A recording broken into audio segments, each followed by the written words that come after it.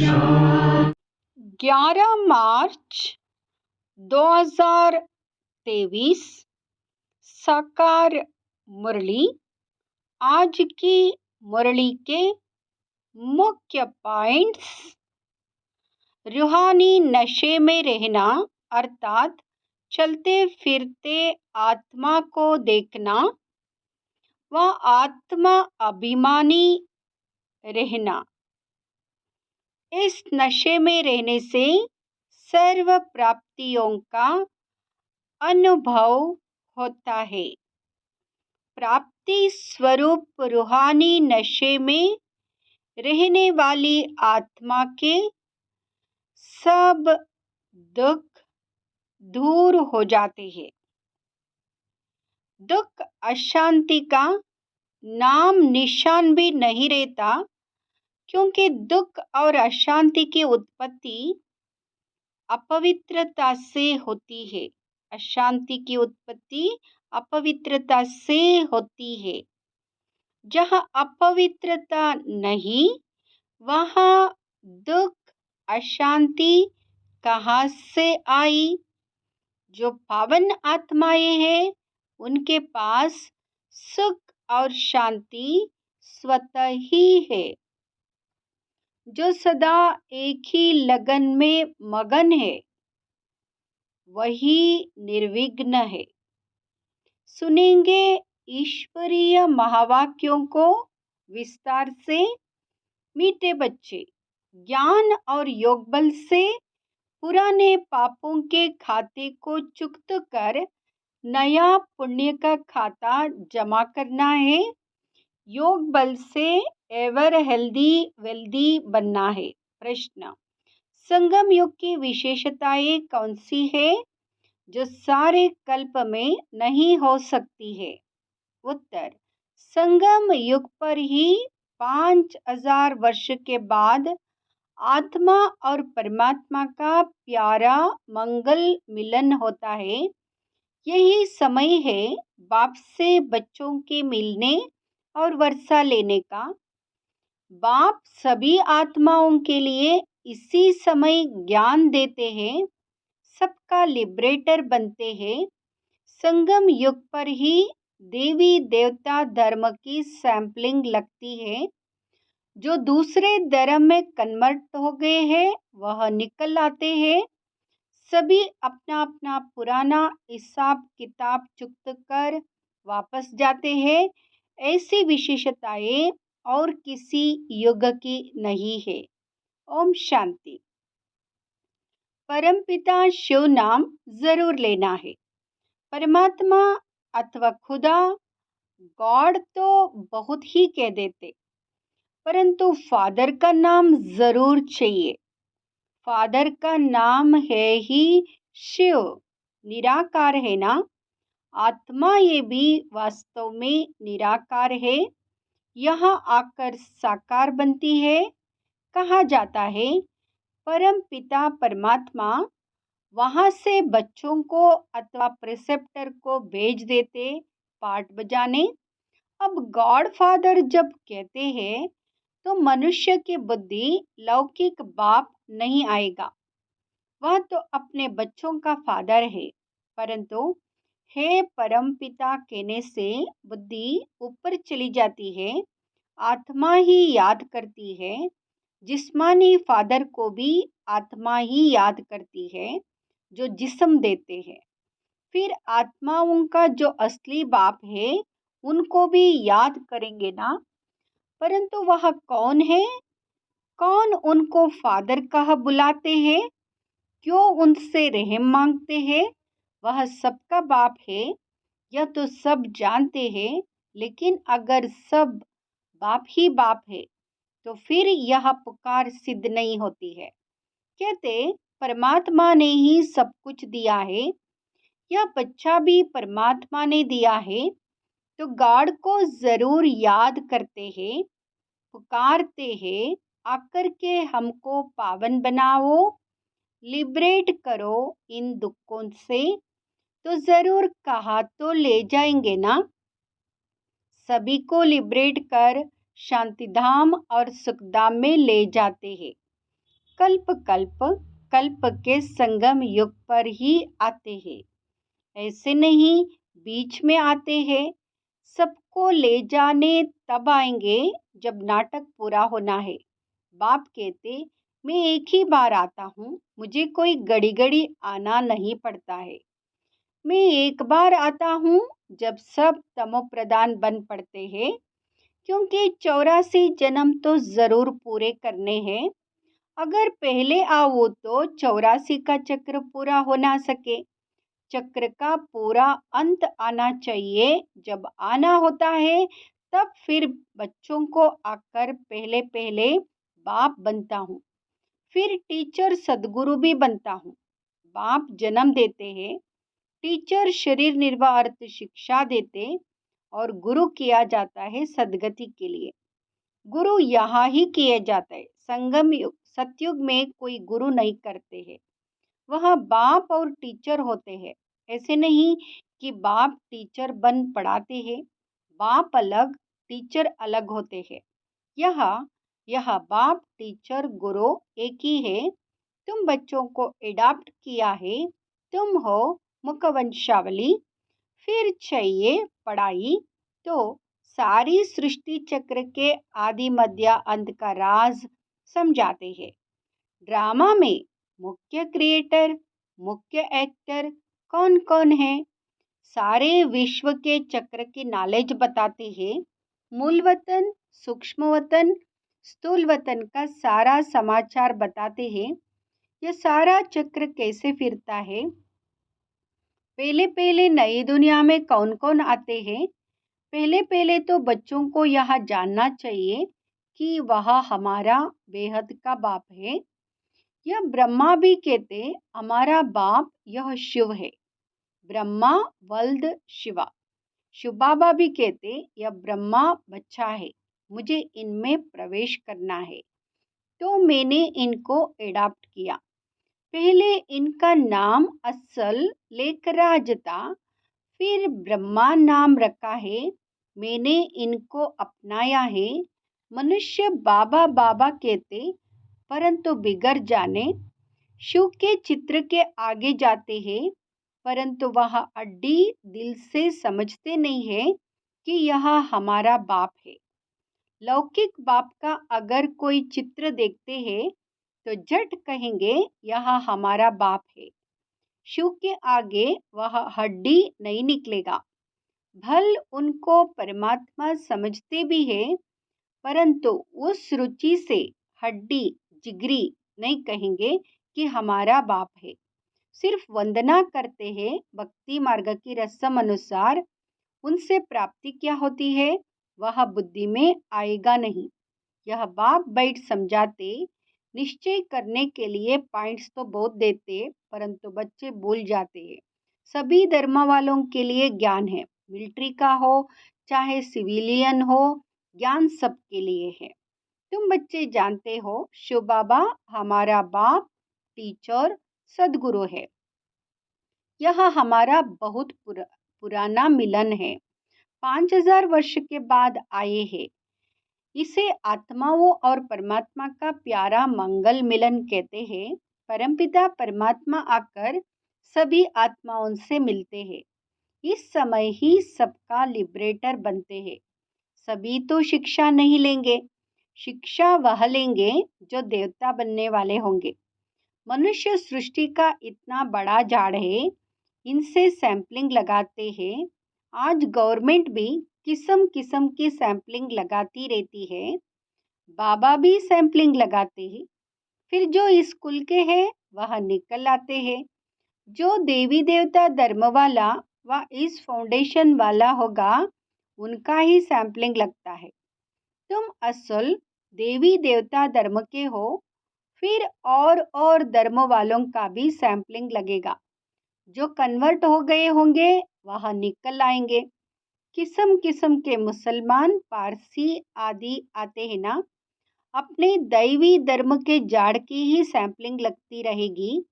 अब तुम बच्चे प्रैक्टिकल में समझते हो, वहाँ एक ही बाप हमारा बाप टीचर सदगुरु है। मनुष्य तो कहेंगे बाप ने हमको जन्म दिया, फिर फलाने टीचर ने पढ़ाया, फिर पिछाड़ी में गुरु करते, कोई नहीं भी करते हैं। हर एक की अपनी अपनी मान्यता है। कोई ना कोई का सिमरण जरूर करते हैं। बाप को याद करेंगे, वह कोई मित्र संबंधी को याद करेंगे। अब तुमको और सबकी याद भूल एक बाप को ही याद करना है। वही सत्य बाप, सत्य टीचर, सदगुरु है। सचखंड की स्थापना करने वाला है। सारे सृष्टि के आदि मध्य अंत के चक्र के हिस्ट्री ज्योग्राफी बताते हैं। हम स्वदर्शन चक्रधारी बने हैं तो जरूर चक्र याद करना पड़े। यह सृष्टि का चक्र कैसे फिरता है, शुरू से अंत तक चक्र को जानते हो और यह कल्प के संगम युग पर ही जान सकते हो। बीच में तो कोई जान ना सके। बाप पढ़ाते ही है कल्प कल्प कल्प के संगम युग पर सारे वर्ल्ड की हिस्ट्री ज्योग्राफी का राज, और कोई भी समझा ना सके। बाप ही समझाते हैं। बाप द्वारा तुम स्वदर्शन चक्रधारी बन चक्रवर्ती राजा बनते हो। वहां यह नॉलेज फिर गुम हो जाती है। नाटक पूरा हुआ, फिर आत्मा के अंदर जो पार्ट है राजाई का, वह शुरू होगा। इस समय तुम्हारा पार्ट है सीखने का। बाबा का आना, बच्चों को नॉलेज सिखलाना, ऊंच पद प्राप्त कराना अभी का पार्ट है। पद प्राप्त कर लिया, फिर खत्म। फिर यह सृष्टि चक्र की नॉलेज प्रायलोप हो जाती है। कोई भी मनुष्य को इस सृष्टि चक्र का नॉलेज नहीं है। सन्यासी तो चक्र को मानते ही नहीं, जाड़ को देख सकते हैं। यह तो कल्पना है। तो तुम बच्चों को भी धारणा करनी है। योग पूरा नहीं होगा तो धारणा होगी नहीं। बुद्धि प्योर बन ना सके। कहते हैं ना, शेरनी का दूध सोने के बर्तन में ही ठहर सकता है। तो यह भी ज्ञानामृत बच्चों को मिलता है। बर्तन लोहे से बदलकर सोने का होगा तभी धारणा होगी। इसमें अच्छा पुरुषार्थ किया जाता है। बहुत सहज है। वर्ल्ड के हिस्ट्री ज्योग्राफी को जानना है। सतयुग में कौन राज्य करते थे, कितना समय किया, घराना होता है ना, तो उसको कहेंगे डीटी डिनाइस्टी ने 1250 वर्ष राज्य किया। क्या लड़ाई से राज्य लिया? नहीं, अभी के पुरुषार्थ की प्रारब्ध पाई है। यह सारा चक्र तुम किसको भी समझाओ तो बहुत खुश होंगे। बल मिलिट्री के हो, दिल्ली में आते थे ना, उनको भी बाबा समझाते थे ना कि तुमने सुना है जब गीता सुनाई जाती है तो उसमें भगवान वाच है, जो युद्ध के मैदान में मरेंगे वह मुझे प्राप्त करेंगे, स्वर्गवासी होंगे। परंतु ऐसे नहीं कि सिर्फ गीता पढ़ते व सुनते हैं तो स्वर्ग में चले जाते हैं। तुमको अगर स्वर्गवासी बनना है, बाप से वर्षा लेना है, तो बाप को याद करो, श्रीमत पर चलो। यह ज्ञान अभी ही मिलता है, क्योंकि अभी स्वर्ग के द्वार खुलते हैं। यह ज्ञान अभी के लिए ही है। शिव बाबा को याद करने की प्रैक्टिस करनी है। अभी बेहद का बाप समझाते हैं, मुझे याद करो। उस गुरु के बदले एक शिव बाबा को याद करना पड़े। मेहनत है। वह बाप सभी का एक ही है। उस द्वारा ही स्वर्ग का वर्षा मिल सकता है। शांति सुख का वर्षा उनसे मिलता है। यह समय है ही बाप द्वारा बाप से मिलने का अथवा वर्षा पाने का। सतयुग में ताही एक धर्म तो अनेक धर्म विनाश और एक धर्म की स्थापना का काम परमपिता परमात्मा का ही है। दूसरा कोई कर ना सके।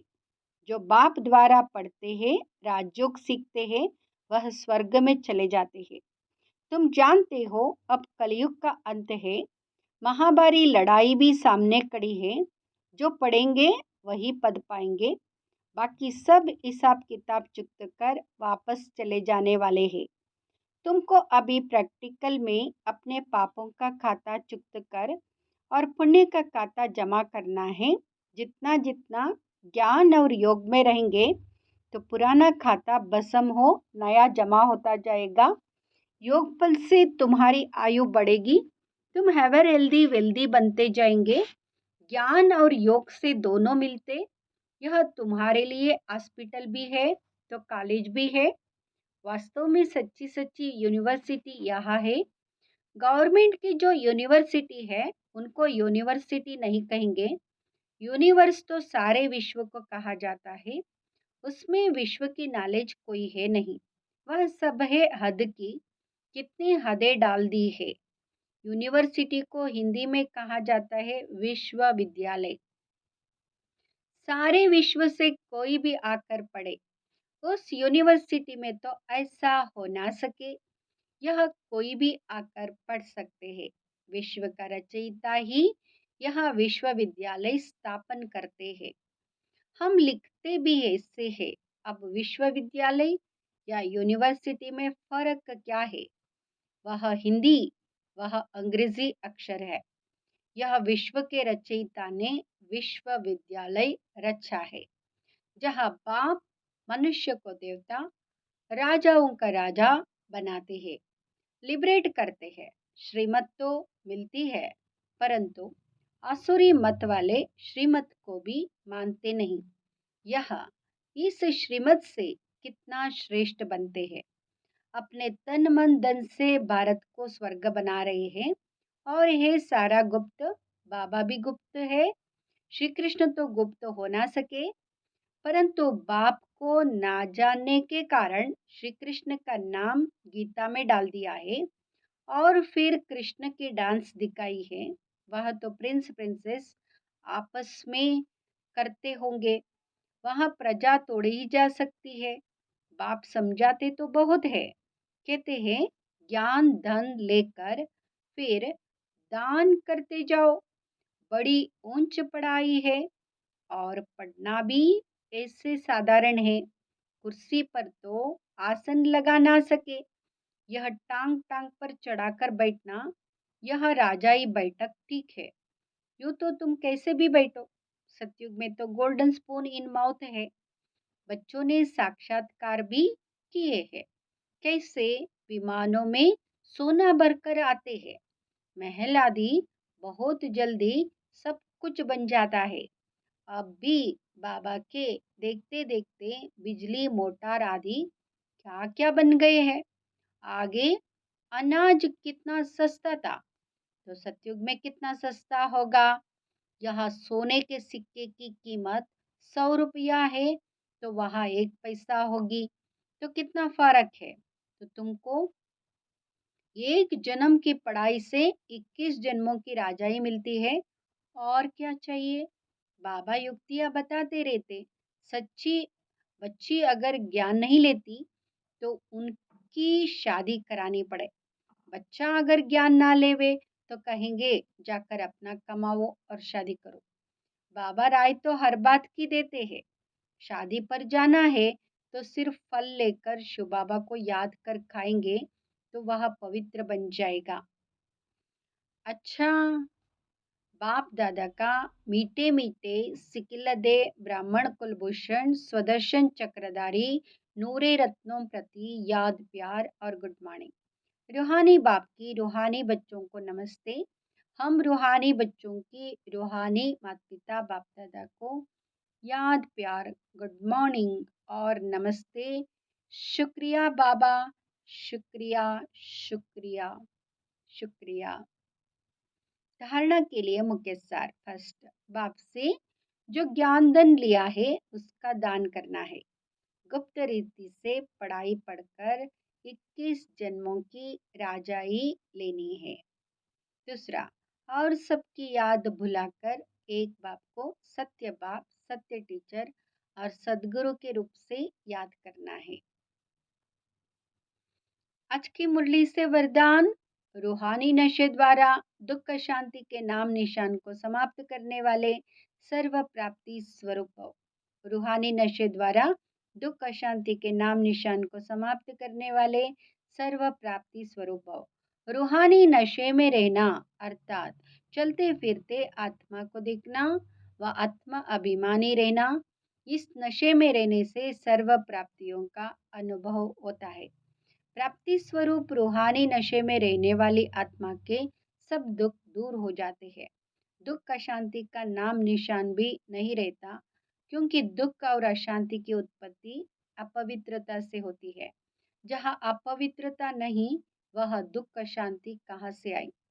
जो पावन आत्माएं हैं, उनके पास सुख और शांति स्वतः ही है। आज की मुरली का स्लोगन है, जो सदा एक की लगन में मगन है। जो सदा एक की लगन में मगन है, वही निर्विघ्न है। ओम शांति शांति।